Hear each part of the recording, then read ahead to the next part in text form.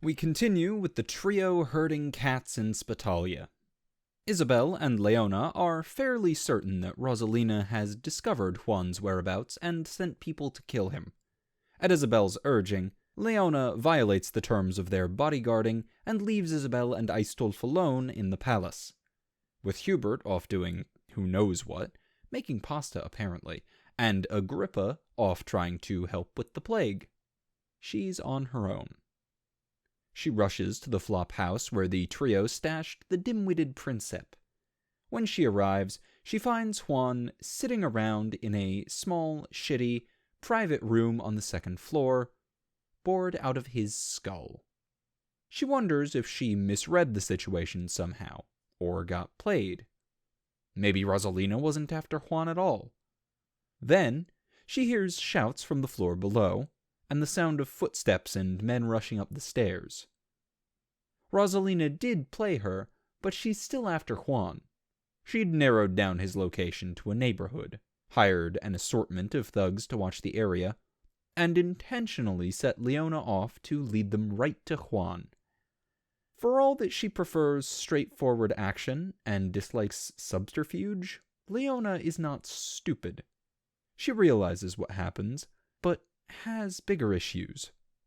As she hears dozens of bravos storming up the stairs, she positions herself at the door. She hears them sweep through the corridor, banging on doors, smashing them in, shouts of alarm and fear. They're in for a rude surprise when they burst in. The doorway makes a narrow choke point.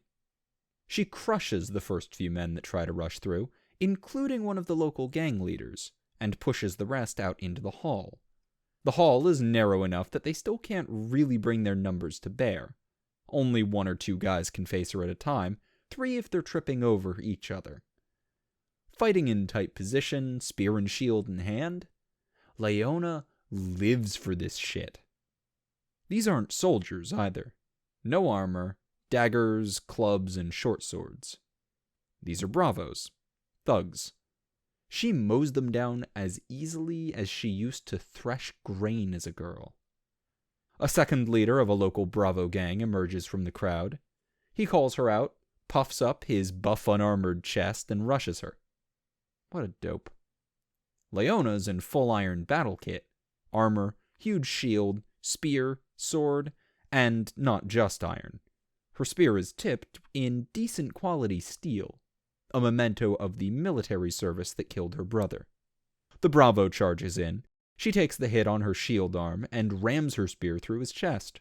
Between the ruffians we killed on our first day in town and this shit show, Leona is going to totally wipe out the local population of aimless ne'er-do-well macho douchebags. She leaves the spear in him, draws her sword, and moves on to his lackeys. She kicks one of them down the stairs and continues fighting down into the common room. When all's said and done, she's cut down 20 men in 1s and 2s.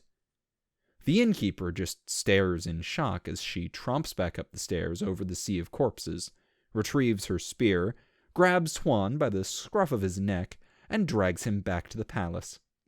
Meanwhile, Hubert is in the slums with a cauldron of what seems to be a woefully inadequate proportion of pasta. But when he follows Nonna Matucci's instructions, the pasta seems to multiply while he stirs. Before long, the cauldron is brimming with the stuff. He can barely fill bowls fast enough. He goes through the motions several times, each time producing huge quantities of pasta from a small handful of dried noodles. Witchcraft! Not in a Father Seville, oh God, what sorcery is this tone of voice.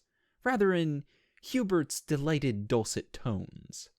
He's actually doing witchcraft! Pretty awesome stuff. He commits all of the steps to memory, and tries to really focus on the feeling. He can sort of sense what Matucci was saying. The excitement and good vibes of the crowd invigorate him, and infuse the pasta with life. Hubert's gained a very basic understanding of witchery, and the double yield incantation. So, maybe this stupid errand was worth it after all. We regroup back at the palace, this time with Juan as well. Leona didn't take any captives, so there's no proof to pin down Rosalina Segura. Hubert is getting mighty sick of all these people sending assassins with zero repercussions. He wants some answers. The assassin from the ball hasn't given much up to Garibaldi's men. Hubert wants to take a crack at him. He knows how to be pretty persuasive when he needs to be. Isabel uses her clout to get Hubert a private meeting. Hubert greets the assassin cordially, cheerfully begins laying out assorted drugs, needles, knives, alchemical acids. He explains in detail the things he'll be doing to the man, until he gives up who hired him. Hubert explains a little about his philosophy to the man, exploring new experiences, new pleasures.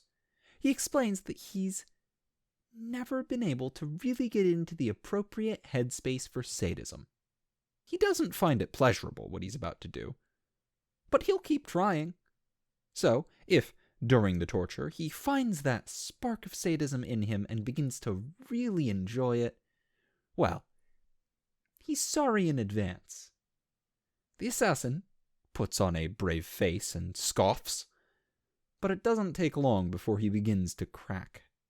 The first thing he confesses is not his buyer, but his motive. He was led to believe that if he performed well, he might have a chance at joining the theater. Not the stage, but the theater, a Castilian assassins' guild. More a myth, a legend, than anything anyone has evidence actually exists.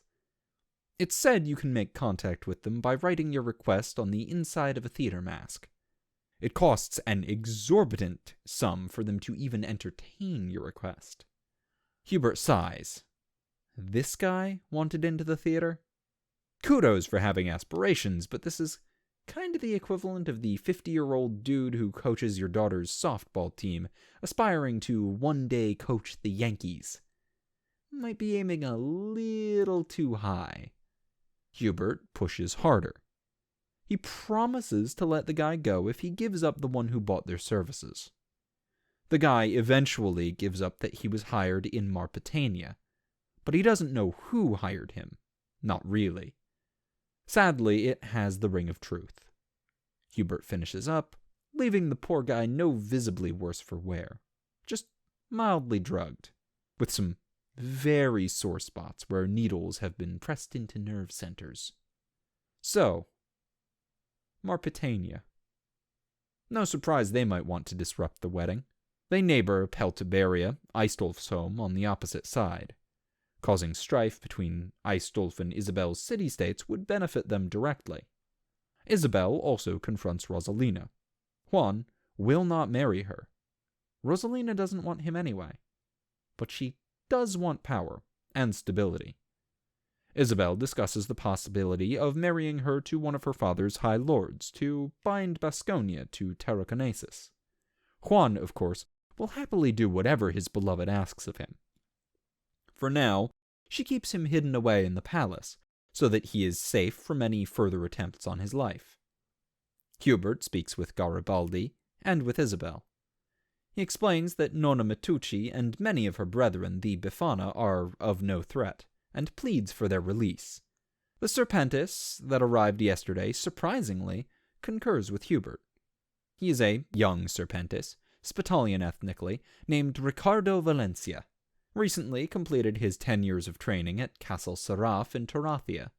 He came here at Seville's request, to vanquish evil sorceresses in glorious battle, not round up some frail old ladies and throw them in a dungeon. Garibaldi acquiesces. The witches will be released the following day. Another feast night, as we approach the wedding date. Duke Rodrigo Diaz sits across from Duke Garibaldi to discuss future alliances. Leona and Hubert are both present, though Agrippa is still in the field investigating the plague. All we've heard so far is that a corpse was discovered in a well near the epicenter of the illness, and Agrippa has begun examining it. Hubert is feeling pretty good. The assassins from Marpetania and Rosalina are both accounted for now. The witches will be freed, Seville thwarted. Time to declare victory? Nothing's ever easy in Spitalia. Dinner explodes into the biggest clusterfuck yet. More assassins interrupt. These guys have to have been let into the palace. They walk in, bold as you please. The guards outside are nowhere to be seen. Just a few guards inside, heavily outnumbered. That's okay. Leona's here. With backup. Ricardo Valencia is happy to have some villains to slay. He draws the heavy two-handed longsword the Serpentes are known for, and he and Leona rush the assassins, blocking them off from the dukes and other nobles. Hubert stays close to the dukes and other nobles, and then the shit really hits the fan. Duke Garibaldi screams in pain, and suddenly starts tweaking out in ferocious seizures. Poison? Did Hubert miss an assassin? No, Hubert feels something else at work here. A dark cloud of energy swirling around Duke Garibaldi. Invisible to the naked eye, yet he can just barely perceive it. Fuck. He's pretty sure he knows what this is. Duke Diaz leaps to his feet. "A curse!" he cries out, going to Garibaldi's side. Yeah. A curse. The Strega must not have all been rounded up. They're angry at the continued persecution, lashing out at the Duke that imprisoned their sisters. Hubert has no idea what to do. He only barely understands witchcraft. But Duke Diaz lays his hands on Garibaldi and begins to chant. And Hubert can sense an opposite force radiate out from the Duke, mixing and countering the malicious magic that has begun to afflict him, reminiscent of the powers he felt when Nonna Mitucci crafted him a Simaruta. Diaz is a devout Torathi, but this is no power granted by Torath. This is witchcraft. Duke Diaz is a witch, a Bifana by the looks of it, and a powerful one. While Diaz lifts the curse, another threat emerges. A single assassin, hidden in the kitchen staff, slips past where Leona and Ricardo are trouncing assassins. Hubert spots him just before he strikes and engages. He accidentally takes a hit from a poisoned blade meant for one of the nobles. His body starts seizing up. He recognizes this poison. A paralytic, lethal in heavy doses. But he's tested it on himself numerous times and has some decent resistance to it. He doesn't die. He doesn't even drop completely. His limbs get sluggish, though. The assassin tries to rush past. Hubert goes to stop him, to trip him in a grapple. I roll. Nat 20. Couldn't have been better timed. With disadvantage, the DM reminds me, Hubert is poisoned. Fuck. I grudgingly re-roll into another nat 20. Hubert stumbles after the assassin and delivers a swift kick to his leg, shattering the kneecap. Hubert and the assassin drop together. It's about this time he realizes that the paralytic has made him shit himself. Still, a price he'll easily pay if everyone comes out of this alive. Thank you for tuning in to Steelshod, a series by Mostly Rights, narrated by Tailforge. You can find every chapter in text format, as well as character sheets, setting information, maps, and rule documents on the Steelshod tabletop system in the link below. If you'd like to support the channel, you can pop down to the description and use the Patreon link for recurring donations, the PayPal.me link for one-time donations, the Teespring link for shirts with the incredibly cool background art by Nobody, or use the DriveThruRPG affiliate link the next time you're looking to try a new system. If you'd like to support the author, you can find Steelshod merch on the MostlyRights.com store, or donate to the Mostly Rights Patreon, which are both linked on reddit.com/r/mostlyrights down below.